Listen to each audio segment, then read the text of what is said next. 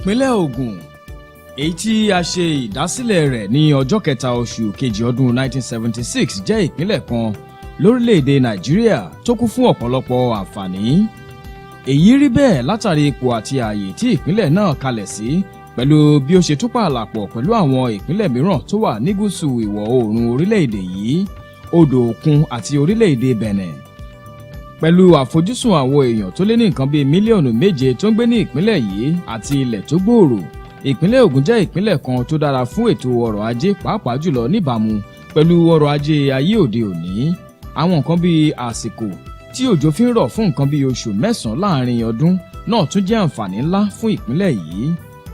Iṣẹ́ àgbẹ̀ jẹ́ iṣẹ́ kan tó gbajúmọ̀ láàrin àwọn èèyàn ìpínlẹ̀ yìí, eléyìí tó sì jẹ́ wípé ilẹ̀ ọlọ́ràá ló rọ̀ yíká gbogbo agbègbè rẹ̀. Bákan náà ni Ọlọ́run ọba tún fi ọ̀pọ̀lọpọ̀ oko ọba àti ilẹ̀ tó dára fún ọ̀gbìn oríṣiríṣi oúnjẹ jíǹkì ìpínlẹ̀ yìí pẹ̀lú koríko tó dára fún ẹran ọ̀sìn àti bẹ́ẹ̀ bẹ́ẹ̀ lọ. Láfikún, ìpínlẹ̀ Ògùn tún jẹ́ ìpínlẹ̀ kan tí ètò káràkátà ọrọ̀ ajé ti gbajúmọ̀. Èyí rí bẹ́ẹ̀ látàrí wípé ìpínlẹ̀ yìí ni ó ní ọ̀pọ̀lọpọ̀ àwọn iléeṣẹ́ ńláńlá jùlọ lórílẹ̀‐èdè yìí. Èyí bákan náà ló tún mú jẹ́ àyè kan tí àwọn ọlọ́rọ̀ ajé ń gbà kọjá láti ìpínlẹ̀ Èkó tó jẹ́ àárín gbùngbùn ọrọ̀ ajé orílẹ̀‐èdè yìí lọ sí àwọn ìpínlẹ̀ mìíràn lórílẹ̀‐èdè Nàìjíríà àti àwọn orílẹ̀‐èdè adúláwọ̀ Áfíríkà. Láàrin ọdún 3 sẹ́yìn báyìí tíjọba gómìnà Ìbíkúnlé Amósùn ti gorí àlééfà nípìnlẹ̀ yìí, àwọn iléeṣẹ́ ńláńlá bíi 36 ló ti bẹ̀rẹ̀ iṣẹ́ ọrọ̀ ajé wọn ní pẹrẹwu. Ní ìmọrírì àǹfààní olówó iyebíye èyí tó wà nípìnlẹ̀ yìí, ìjọba tó ń lọ lọ́wọ́ yìí rí wípé gbogbo ohun tó yẹ ni ó ń ṣe láti rí wípé gbogbo àwọn àǹfààní wọ̀nyí ni wọ́n ń ṣiṣẹ́ tọ̀ kí àfojúsùn rẹ̀ lè dòun nípìnlẹ̀ yìí. Láìsí àní-àní, èyí jẹ́ ọ̀kan pàtàkì lára ohun tó ń fa àgbékalẹ̀ ìpàdé àpérò àwọn olùdáṣẹ́sílẹ̀ èyí tí ó ń wáyé lẹ́ẹ̀kan láàrin ọdún 2 láti ìgbà tíjọba gómìnà Ìbíkúnlé Amósùn ti gorí àlééfà nípìnlẹ̀ yìí. Àkọ́kọ́ ìpàdé àpérò àwọn olùdáṣẹ́sílẹ̀ náà, èyí tí wọ́n pe àkọlé rẹ̀ ní Ìpínlẹ̀ Ògùn ṣí sílẹ̀ fún ọrọ̀ ajé, wáyé láàrin ọjọ́ 26 àti ọjọ́ 27 oṣù kẹta ọdún 2012 pẹ̀lú èròǹgbà láti ṣàfihàn àwọn àǹfààní tó wà ní ìpínlẹ̀ yìí fún àwọn olùdáṣẹ́sílẹ̀. Gómìnà ìpínlẹ̀ yìí Sẹ́nẹ́tọ̀ Ìbíkúnlé Amósùn sọ wípé ìjọba rẹ̀ ṣe àgbékalẹ̀ ìpàdé yìí láti ṣàfihàn àwọn àǹfààní tó wà nípìnlẹ̀ yìí lọ́lọ́kan òjọ̀kan fún gbogbo àgbáyé. Distinguished ladies and gentlemen, 2 years ago, precisely on 26 March 2012, we held the first edition of the Ogun State Investors Forum. I must say that forum is an eye-opener for us. Fún ìtẹ̀síwájú lórí ìgbésẹ̀ pàtàkì yìí àti láti túbọ̀ máa pèsè ọ̀rọ̀ fún ìpínlẹ̀ yìí ló mú kí ìjọba yìí tún ṣe àgbékalẹ̀ ìpàdé àpérò ẹlẹ́ẹ̀kejì irúfẹ́ rẹ̀, èyí tó wáyé ní gbọ̀ngàn àṣà ìbílẹ̀ June 12 tó wà ní Kútọ̀ lábẹ́òkúta láàrin ọjọ́ 21 àti ọjọ́ 22 oṣù karùn-ún ọdún 2014. Àṣeyọrí ńlá ni ìpàdé náà jẹ́ nínú iṣẹ́ ìdàgbàsókè ìpínlẹ̀ Ògùn èyí tíjọba gómìnà Ìbíkúnlé Amósùn ti gùn lé láti ọdún 3 sẹ́yìn báyìí.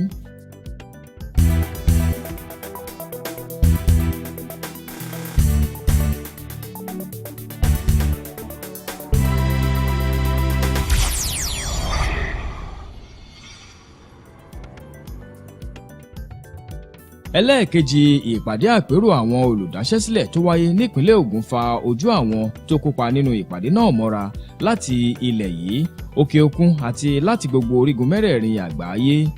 Alákòóso ètò ìṣúná owó nípínlẹ̀ Ògùn tó tún jẹ́ alága ìpàdé àpérò náà, Ìyáàfin Olúwandé Múóyò, nínú ọ̀rọ̀ ìkíni káàbọ̀ rẹ̀ mẹ́nubà ìpàdé àpérò àkọ́kọ́ tó wáyé ní nǹkan bíi ọdún 2 sẹ́yìn, tó sì sọ̀rọ̀ lórí àṣeyọrí tó ti wáyé lórí ìlọsíwájú ọrọ̀ ajé ìpínlẹ̀ Ògùn lẹ́yìn ìpàdé àpérò yìí. Ìyáàfin Múóyò sọ̀rọ̀ lórí pàtàkì àkọlé ìpàdé àpérò àwọn olùdáṣẹ́sílẹ̀ ẹlẹ́ẹ̀kejì yìí tí wọ́n pè ní ètò ọ̀gbìn àti ìdàgbàsókè àwọn ìlú. Ó ní àwọn nǹkan méjì yìí ṣe pàtàkì nínú ètò pàtàkì 5 tíjọba yìí ń ṣiṣẹ́ lé lórí láti mú ètò ọ̀gbìn àti ìdàgbàsókè àwọn ìlú gẹ́gẹ́ bí ohun tí yóò túbọ̀ mú ètò ọrọ̀ ajé gòkè àgbà sí nípìnlẹ̀ yìí. Ìpàdé náà tún dá lórí ọ̀nà típìnlẹ̀ Ògùn yóò gbà láti mú àlékún bá ẹ̀ka ètò ìdàgbàsókè ohun ọ̀gbìn gẹ́gẹ́ bí ọ̀nà àti mú ìpèsè oúnjẹ di ohun tó pọ̀ yanturu, ìkúnlọ́wọ́ fún àwọn àgbẹ̀ láti di àgbẹ̀ olóko ńlá, ìpèsè tó yẹ láti fa ojú àwọn ọ̀dọ́ mọ́ra fún iṣẹ́ àgbẹ̀ kí ó lè bá mú àdínkù bá ìṣòro àìríṣẹ́ṣe, ìpèsè iléègbé olówó pọ́ọ́kú, fífa ojú àwọn olùdáṣẹ́sílẹ̀ mọ́ra láti òkè òkun sí ìpínlẹ̀ Ògùn àti ìkúnlọ́wọ́ fún ètò ọ̀gbìn àti ìdàgbàsókè àwọn ìlú nípínlẹ̀ yìí. Nígbà tí wọ́n ní wọ́n ń jà lókè ọya, wọ́n náà gbé ata, wọn gbé àwọn ewébẹ̀ wá mọ́. Àwa ń lọ sí Dahomey, à ń lọ sí Togo, a lè ṣiṣẹ́ mọ́ nílé àti dọ̀lẹ́. Ṣé ẹ mọ̀ pé láyé ìgbọ́jọ́ òun nígbà táwa wà ní kékeré, ọkọ̀ dọ̀gọ̀ oúnjẹ ló ń kó lọ sékòó. Ìjọ́ tọkọ̀ dọ̀gọ̀ ò bá lọ wọn lè jẹun lẹ́kọ̀ọ́, òun la fi sáà fi ká padà sẹ́sẹ́ àárọ̀. Oúnjẹ tán máa jẹ àfúnra wa lóúnjẹ ní Ogun State, Lagos State tó jẹ́ Èkó àfi ká tún padà sẹ́sẹ́ àárọ̀. Kò síbi tán máa dáko sí ní Lagos State. Ó wá di wípé oúnjẹ tí Lagos State ń jẹ táwọn Èkó ń jẹ òkè àná ti ń kó wá àárín ohun tó burú ń bẹ o, bẹ́ẹ̀ nígbà tó bá jù wà nítòsí ni ṣé ẹni tó yàn bá ní ọ̀tọ̀ díẹ̀ ṣá wá lọ máa nà gánà rárá o. Ilé ojú ọ̀run tẹ̀ tó ẹyẹ fò láì faragbára, èrò tó wà l'Abẹ́òkúta, tó wà ní Ìjẹ̀bú, tó wà ní Ṣàgámù, Ìlárò, Ọ̀tà, káàkiri Àgọ́wòye ní Ìjẹ̀bú Igbó ni wọ́n pọ̀ táwa tó wọ́n tèkó mọ́ ẹ̀rí pé ó ti pọ̀ jù sójà oníkálukú á máa ṣe ni àwa wò pé àfi ká padà sẹ́sẹ́ àárọ̀. Ohun kan tó tún jẹyọ nínú ìpàdé yìí ni pàtàkì àjọṣepọ̀ tó wà láàrin ìjọba àti àwọn iléeṣẹ́ aládàáni fún ìdàgbàsókè àwùjọ. Gẹ́gẹ́ bí ó ṣe jẹ́ wípé ìjọba nìkan kò lè dá iṣẹ́ náà ṣe, èyí ló fà á tí gómìnà ìpínlẹ̀ Ògùn Sẹ́nẹ́tọ̀ Ìbíkúnlé Amósùn fi ṣàpèjúwe ìpàdé àpérò yìí gẹ́gẹ́ bí ọ̀nà àti fikùnlukùn pẹ̀lú àwọn olùṣèjọba àti àwọn olùdáṣẹ́sílẹ̀ fún àjọṣepọ̀ tó dánmọ́rán. Ṣẹ́rí ìta ń ṣe yìí ní tá a bá fẹ́ kí dàgbàsókè kó wà, bójó ìlú ni o, bó jẹ́ ìpínlẹ̀ ni o, bó jẹ́ ìbílẹ̀ ni o, tá a bá ti fi àwọn oníṣẹ́ tàdáni sí kò lè ṣiṣẹ́. Tó bá ti jẹ́ tìjọba nìkan ni ohun tó yẹ kí ìjọba ṣe ni pé ká la ọ̀nà sílẹ̀ pé ohun tẹ́ ń ṣe yìí o, ẹjọ́ ìgbéka ìníkà ṣiṣẹ́ o, ẹ má fi ní àwọn èèyàn wa lára o, tẹ́ bá fẹ́ ṣe nǹkan nílé ilẹ̀ wọn tẹ́ ẹ bá gbà ó yẹ kẹ́ ẹ sanwó báyìí fún wọn. Tó bá jẹ́ wọ́n ti lérè oko tó wà ń bẹ̀ tẹ́lẹ̀ ẹ gbọ́dọ̀ fún wọn lówó báyìí o, nǹkan tẹ́ ẹ bá ń ṣe ń bì ẹ gbọ́dọ̀ máa tú èéfín sí wọn lójú o. Tíjọba bá ti ṣe gbogbo ètò tán ti fi ìlànà tán máa fi ṣiṣẹ́ lẹ̀, ṣe ló yẹ kán jẹ́ pé àwọn tó fẹ́ ṣiṣẹ́ gangan, àwọn tá a ti mọ̀ pé iṣẹ́ aládàáni àwọn ló yẹ kó wá ṣe, táwọn òyìnbó ń pè ní private sector. Òun la ṣe wá wò pé ohun tá a fẹ́ ṣe yìí o àfi ká fi san gbogbo àgbáyé pé l'Ógùn State wá ń yí o, nípínlẹ̀ Ògùn State o, àwọn nǹkan báyìí la ní, àwọn nǹkan báyìí la ní. Lẹ́yìn náà ni àwọn elétò náà wá ṣe ìṣàfihàn àwọn nǹkan mèremère tí ìpínlẹ̀ Ògùn ti gbé ṣe láti sọ àǹfààní tó wà ní ìpínlẹ̀ yìí fún àwọn ọlọ́rọ̀ ajé. Ààrẹ àná lórílẹ̀‐èdè Mexico Ọ̀gbẹ́ni Vicente Fox ló jẹ́ olùbánisọ̀rọ̀ níbi ayẹyẹ náà ní ọjọ́ àkọ́kọ́ ìpàdé yìí.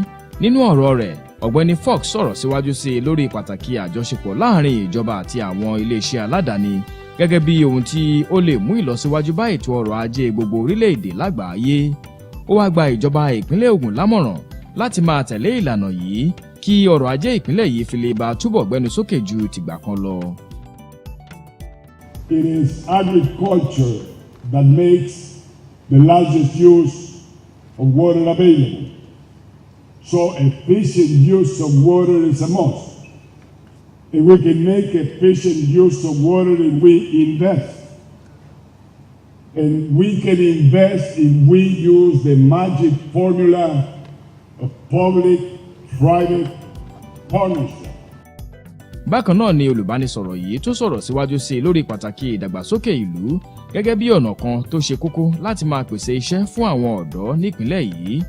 Ó ṣàpèjúwe ipa tí ìjọba rẹ̀ kó fún àṣeyọrí tó jọjú ní ẹ̀ka ètò ìdàgbàsókè yìí lásìkò rẹ̀ gẹ́gẹ́ bí ààrẹ orílẹ̀-èdè Mexico láàrin ọdún 2000 sí ọdún 2006.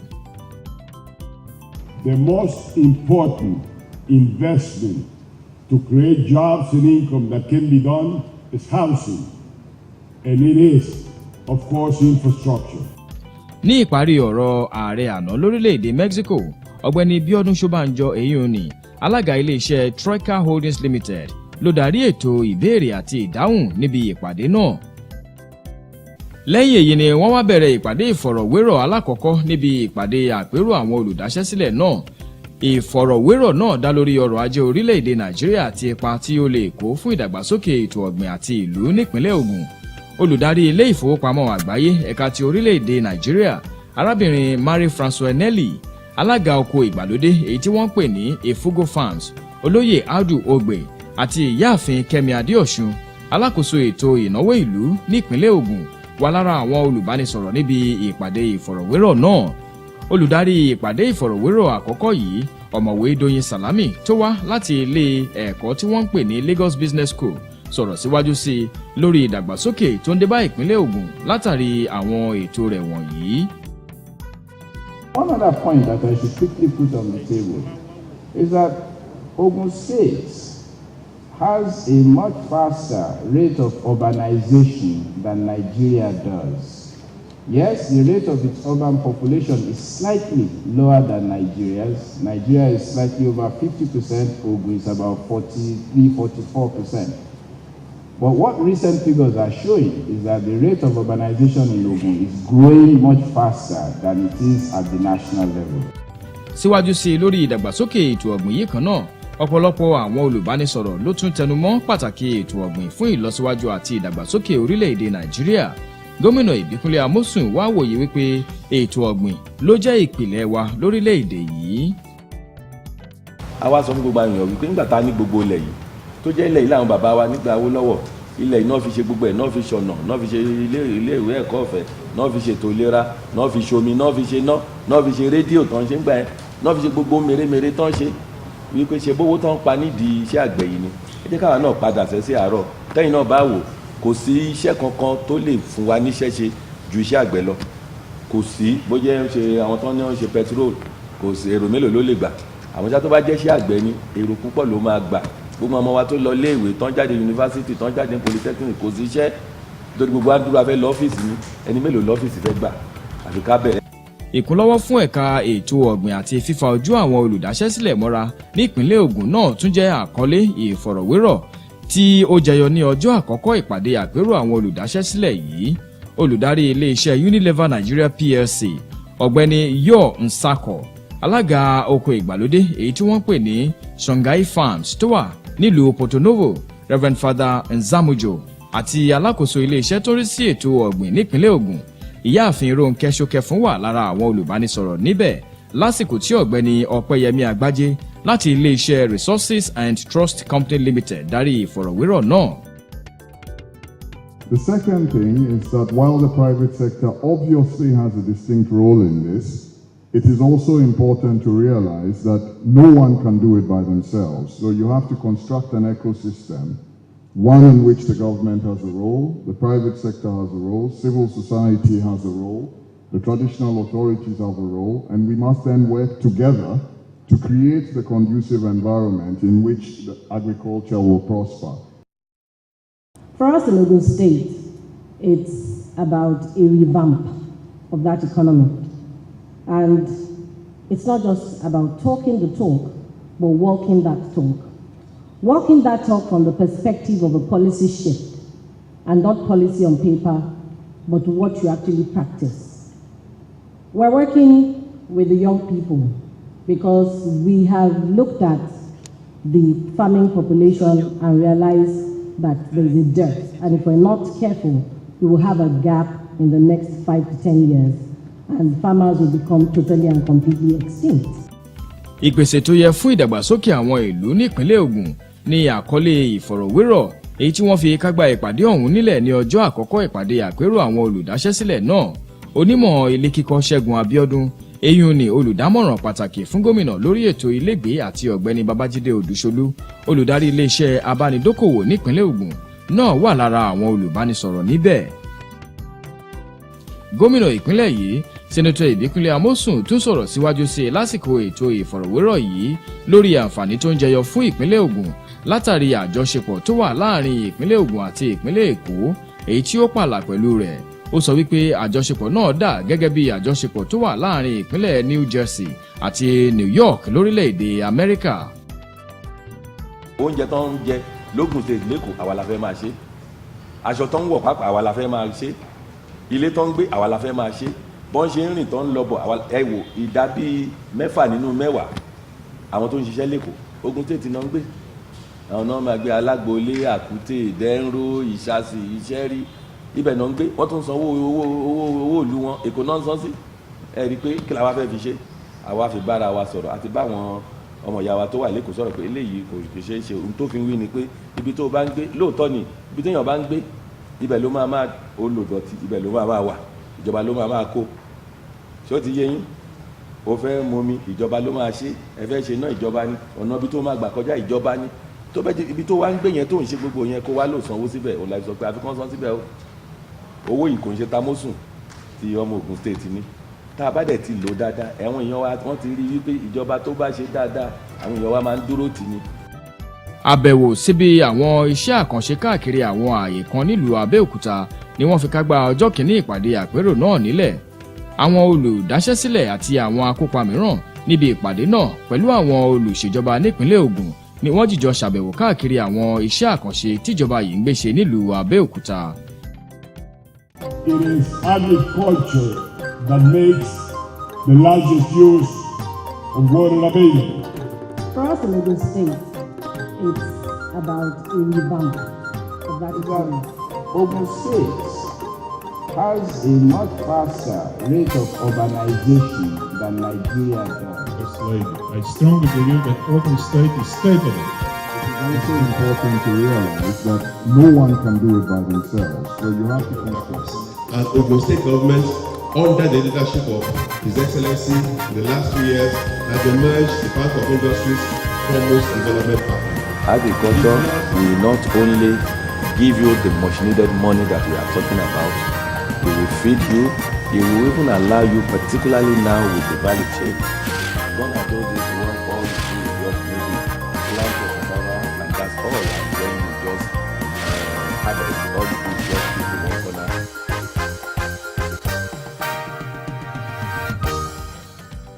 Ní ìbẹ̀rẹ̀ ìpàdé àpérò náà ní ọjọ́ kejì ìpàdé, alákòóso iléeṣẹ́ tó mójútó ètò ọrọ̀ ajé àti àwọn iléeṣẹ́ ńláńlá nípínlẹ̀ Ògùn, Ọ̀túnba Bímbọ́ Ashiru, ló sọ̀rọ̀ lórí gẹ́gẹ́ bí ìpàdé náà ṣe lọ ní ọjọ́ àkọ́kọ́. Ó wá mẹ́nubà àwọn ohun tó ṣe kókó níbi ìpàdé ọjọ́ náà. Ààrẹ àná lórílẹ̀‐èdè Slovenia, ọ̀gbẹ́ni Anton Rock, ní olùbánisọ̀rọ̀ àkọ́kọ́ ní ọjọ́ kejì ìpàdé yìí. Ìrírí rẹ̀ gẹ́gẹ́ bí igbákejì ààrẹ ilé ìfowópamọ́ ìyẹn European Investment Bank ló tún fi bá àwọn tó kópa nínú ìpàdé náà sọ̀rọ̀ lórí àkọlé tó sọ wípé fífa ojú àwọn olùdáṣẹ́sílẹ̀ mọ́ra láti òkè òkun fún ìdàgbàsókè ìpínlẹ̀ yìí.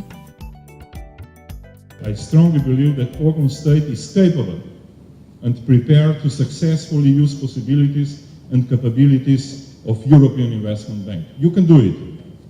This conference shows me that you are on the right track.